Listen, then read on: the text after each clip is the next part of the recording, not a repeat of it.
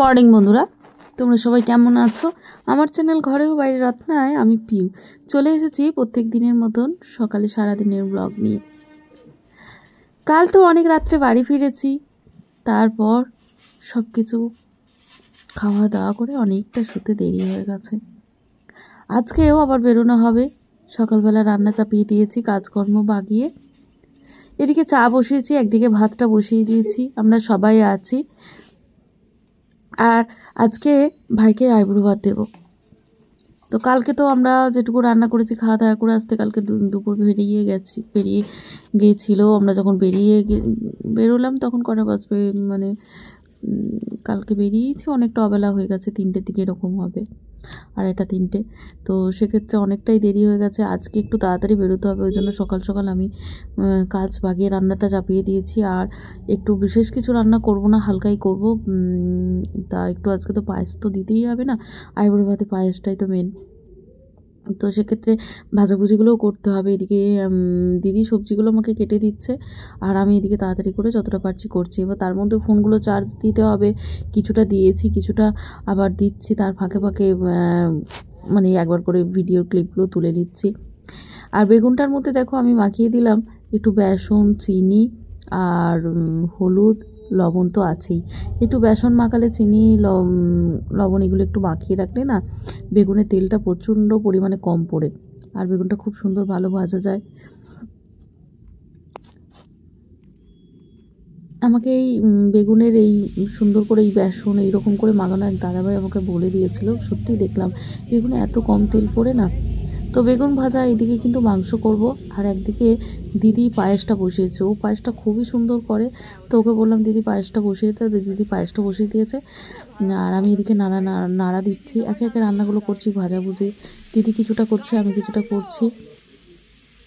তাড়াহুড়ো না করলে আবার আজকে অনেক বাজার আছে, প্রচুর বাজার করতে হবে। তো দেখো এদিকে দেখো দিদি আমি মিলে কিছুটা রান্না দুজন মিলেই করা হচ্ছে।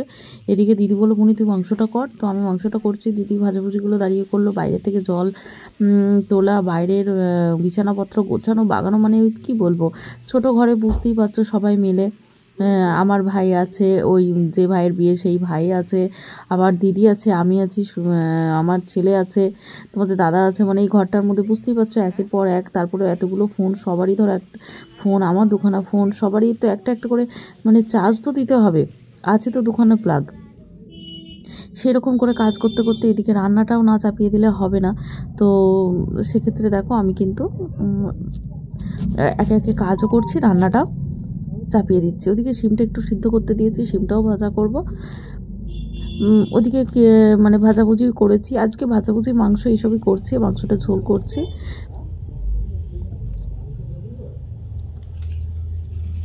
তো রান্না দেখো আমি মোটামুটি করেছি। তারপর ধরো একে একে স্নান করতে হবে, পূজা করতে হবে, তারপর আমাদের বেরোনো। মাংসটা কিন্তু এখন একটু সিদ্ধ হবে। আর এখানে দেখো এই যে মাংসটা, স্কিন সহ মাংসটা কিন্তু ভাই নিয়ে এসেছে, আর এখানে তো স্কিন সহ মাংসটা পাওয়াই যায় না, আর আমি এটা খেতে খুব ভালোবাসি। আর এটা ঝোল করা হচ্ছে।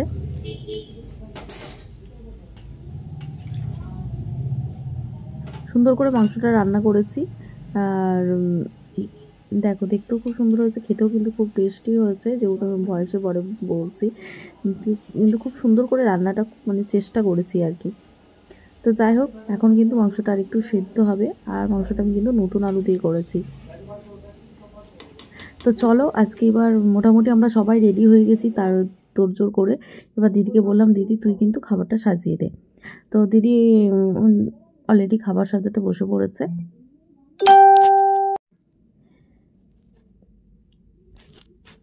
তো দিদিকে বললাম তুই খাবার সাজিয়ে রেডি করে দে, একে একে সবাই মিলে খেতে হবে, যেহেতু ছোট্ট জায়গা, এখানে সবাই মিলে খাওয়া দাওয়া করে একে একে সবাই রেডি হতে থাক। আর আমি তো সেই সকাল থেকে উঠে চলছে একে একে মানে সমস্ত কাজ গোছানো বাগানো, তারপর আবার খেয়ে দিয়ে আবার বেরোনো। তো দেখো কি রান্না করেছি। ভাত সাজানো হয়ে গেছে, পেঁয়াজ, লবণ, লেবু, লঙ্কা দেওয়া হয়ে গেছে, পোস্ত ছড়িয়ে আলু ভাজা করেছি, ফুলকপি ভাজা, বেগুন ভাজা, শিম ভাজা। শাক ভাজা তো সবার প্রথমে দিয়েছি, আর বিনস, গাজর সব মিলে ভাজা করেছি, পেঁয়াজকলি আর মাছ ভাজা, সব কিছু ভাজাভুজি দিয়েছি, আর মাংস, আর টমেটো ধনেপাতার চাটনি করেছি একটু, আর করেছি পায়েস, আর একটু মিষ্টি। আজকে এইটুকুই রান্না করেছি। ভাইয়ের জন্য আইবুড়ো ভাতের জোগাড়, যেহেতু আমরা আজকে বেরোবো বলে, না হলে হয়তো আরেকটু কিছু করতে পারতাম, মানে কিছুই তো তরকারি বানাইনি, শুধু ভাজাভুজি, মাংস করেছি, পায়েস। তো যাই হোক, ভাই তো বকবক খুশি। ভাই বললো এর থেকে আর কিছু চাই না, দিদি তুমি যে এর মধ্যে এতটা করেছো এটাই অনেক। তো যাই হোক, একটু চেষ্টা করেছি। আর ও আজকেই আমার বাড়িতে প্রথম ফার্স্ট আইবুড়ো ভাত খাচ্ছে। তো সেক্ষেত্রে ওরও বেশ ভালো লাগছে। আর আমি বললাম ঠিক আছে তুই খেতে বস, ও একটু আস্তে আস্তে খাওয়া, মানে খুব তাড়াতাড়ি খেতে পারে না। তোকে বললাম ঠিক আছে তুই খেতে বস, তারপর আমরা একে একে সবাই মিলে খাচ্ছি। তো ও কিন্তু পুরো রেডি হয়ে গেছে, আমি বলেইছি রেডি হতে, ওইদিকে লঙ্কা বলতে লঙ্কা তো সেক্ষেত্রে বোর দিদি বললো তুলে দিতে। তো দিদি একদিকে ওইদিকে খাবার সবারই বাড়ছে, আর আমরা খাওয়া দাওয়া করে কিন্তু অলরেডি মানে এতটা তাড়াতাড়ি করেছি বিশ্বাস করো, আমি তো নিঃশ্বাস ফেলার টাইম পাইনি। আমি জানি যে প্রচুর বাজার আছে, মানে জানি না আজকেও কতটা কমপ্লিট করতে পারবো, কালকে মানে করেছি এখনও, আজকে তো প্রচুর আছে। তো সেক্ষেত্রে দেখা যাক কতটা কভার করতে পারি, চেষ্টা করছি। আমরা সবাই মিলে বেরিয়ে পড়েছি। দেখো আমরা দক্ষিণেশ্বর থেকে একদম মেট্রো ধরে নিলাম। প্রথমেই আমরা চলে এসেছি শিলেদার্সে। শিলেদার্সে আমাদের কনের জুতো নিতে হবে 2 রকম, 2 জোড়া। ভাইয়ের ব্যাগ থেকে আরম্ভ করে এ থেকে জেড পর্যন্ত, মানে শিলেদার্সে অনেকটা বাজার হয়েছে অলরেডি। ওখান থেকে আমরা ট্যাক্সি ধরে নিয়েছি, ট্যাক্সিতে মানে অত মাল, শিলেদার্স থেকে বড় ট্রলি থেকে আরম্ভ করে ব্যাগ, জুতো, মানে বেল থেকে আরম্ভ করে সব কিছু জিনিস নেওয়া হয়েছে, মানে মেকআপ বক্স থেকে আরম্ভ করে সব নিয়ে নেওয়া হয়েছে। আমরা অলরেডি ট্যাক্সি ধরে নিয়েছি, এরপর ট্যাক্সি ধরে চলে যাব বড় বাজার। তো অনেকটাই চাপ আছে, এত জামা কাপড়, প্রচুর কাপড় দেখো। আর আমি আলাদা করে ভিডিও করতে পারিনি, অলরেডি বাঁচা হয়ে গেছে। যখন আমাদের মানে কাউন্টারে বিল হচ্ছে তখন আমি কিছুটা ভিডিও করি, মানে বেরিয়েছি দুপুরবেলা খাওয়া দাওয়া করে। এখনো অত